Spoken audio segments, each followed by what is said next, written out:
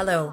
Today, Dr. Peng joins us again to discuss SRv6 network security, as well as the deployment and promotion of SRv6. Networks are an indispensable part of our daily life, and network security is a topic that often crops up. Both network security and information security relate to national security and social stability. There can be no national security without network security. SRv6 is a mainstream protocol for future IP networks. Can you tell us how SRv6 is designed to improve network security?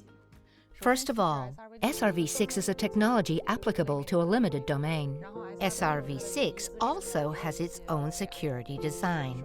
For example, HMACs can be carried in SRh, TLVs for security authentication, providing security protection for SRv6 domain boundaries. In addition, IPv6 itself also integrates some security-related concepts. For example, it integrates the ESP and AH, both of which are IPv6 extension headers. As the SRh is also an IPv6 extension header, the ESP and AH can be used together with the SRh to achieve higher security.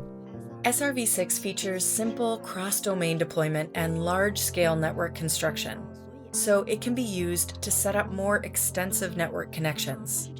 But this requires carrier networks to be more open and support mutual invoking. Unfortunately, many carriers are often wary of this because of security concerns. What are your thoughts on this? This is a very real problem, but SRv6 supports network servitization.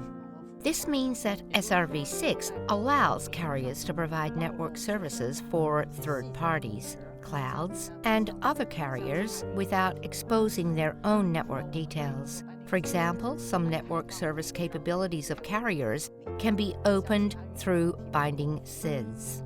The sites where SRv6 is deployed are usually centralized, mainly in China, Asia-Pacific, the Middle East, and Africa.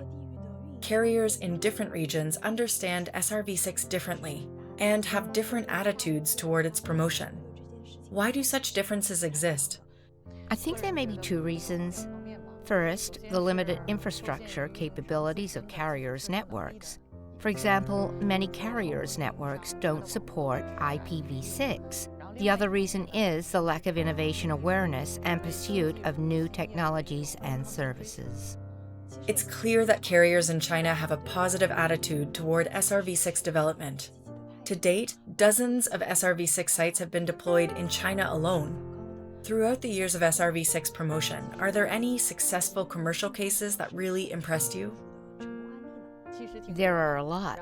At the IETF, we worked with industry partners to release a draft providing SRv6 deployment instructions. This draft describes some typical SRv6 deployment cases, the earliest of which involves the Magic Mirror project of China Telecom Sichuan. In this project, we enabled SRv6 BE VPN through the 163 backbone network, quickly provisioning VPN services.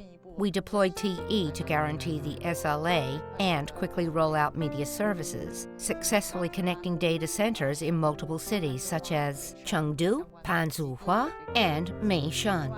There are other cases too, such as the innovative SRv6 practices of China Unicom Beijing and the DAM-DDoS project of China Telecom. Given that there are many successful deployment cases already, what other efforts can we make for the purposes of promotion?